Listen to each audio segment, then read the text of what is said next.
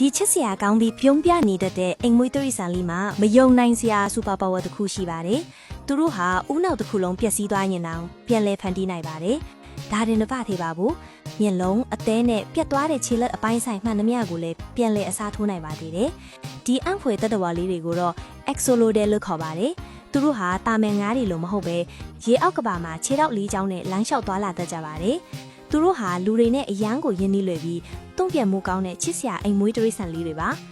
အန်အောစရာအကောင်းဆုံးကတော့သူတို့ဟာသခင်ကိုမှတ်မိကြတာပါပဲအစာကျွေးမဲ့သူရောက်လာတာနဲ့ရေခွေးလေးတွေလိုပဲတက်ကြွလာပြီးလက်နားကိုကတ်ကအစာတောင်းတတ်ကြပါသေးတယ်သူတို့ရဲ့အနှစ်သက်ဆုံးဝါသနာကတော့ဆက်စုတာပါပဲငါးကန်အပြင်ဘက်ကကဘာကြီးကိုငေးကြည့်ရတာနှစ်သက်တယ်လို့လူတွေကမှန်ကန်ပေါ်မှာပုံလေးတွေဆွဲပြီးစနောက်ရင်လဲသဘောကျတတ်ကြပါတယ်မွေးစာမှာတော့ငါးပေါက်စာလေးတွေနဲ့တူပေမဲ့ကြီးလာတာနဲ့အမျှခေါင်းပေါ်မှာဥချိုလိုအမွေးဖွားဖွားလေးတွေထွက်လာပြီးပုံတံပြောင်းထွက်တတ်ပါတယ်